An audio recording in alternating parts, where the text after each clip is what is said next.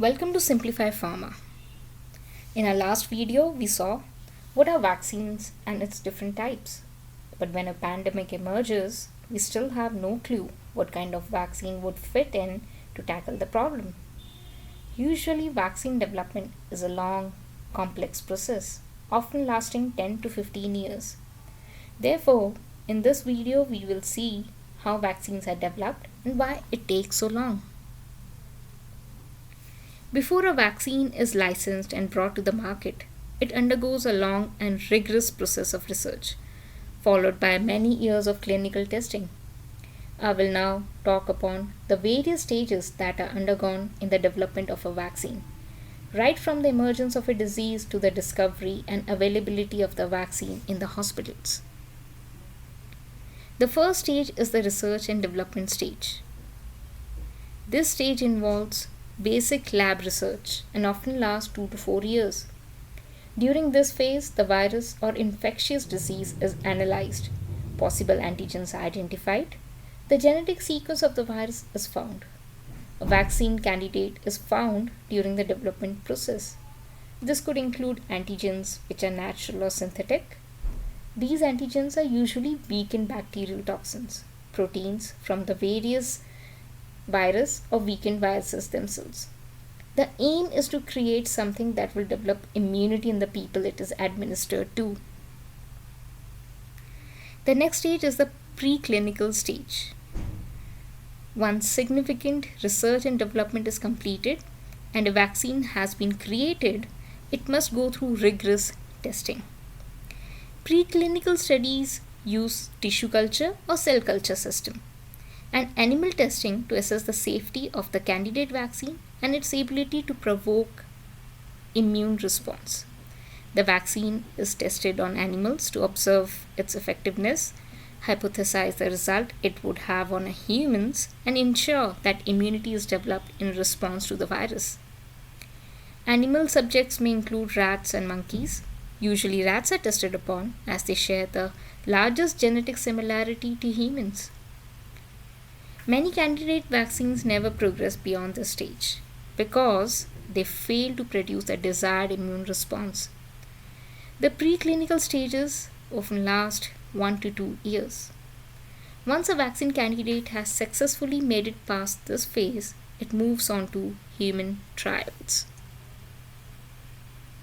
If the vaccine candidate passes this stage after scrutiny from various regulating bodies, it is subjected to 3 to 4 phases of clinical testing. This is the most important stage in vaccine development. It tests the efficiency of the vaccine in developing immunity in human subjects. Phase 1 vaccine trials. This is the first attempt to assess the candidate vaccine in humans. It involves a small group of adults, usually between 20 to 80 subjects.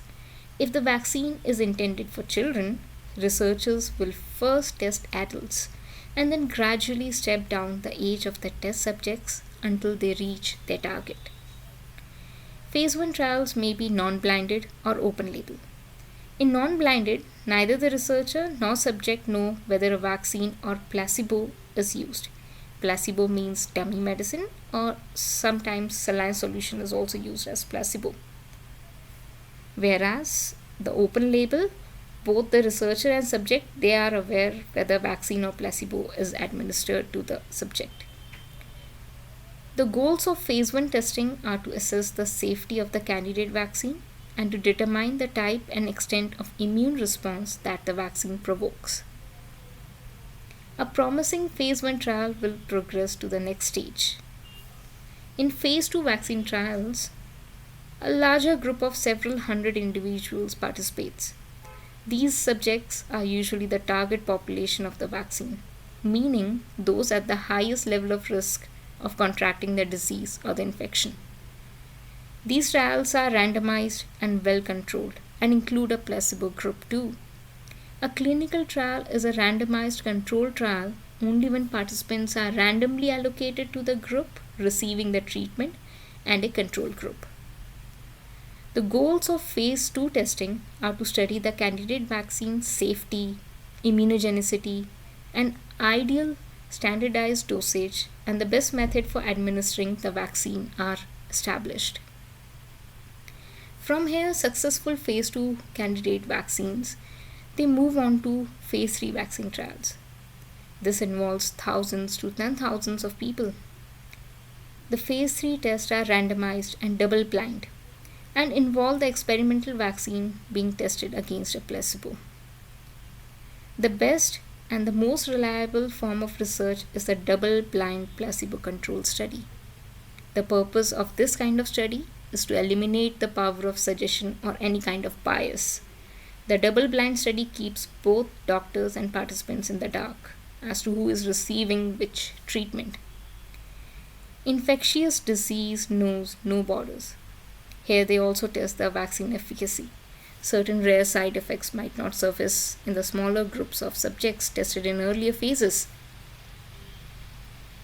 One phase 3 goal is also to ensure safety, efficacy, and quality for all populations across the world. These factors might include: does the candidate vaccine prevent disease? Does it prevent infection with the pathogen? Does it lead to production of antibodies or other types of immune responses related to the pathogen? After a successful phase 3 trial, the vaccine developer will submit for license application to approval agency. The approval agency will inspect the factory where the vaccine will be made and approve the labeling of the vaccine. The small scale of production for testing needs to be amped up. Therefore, the formula for the vaccine is licensed.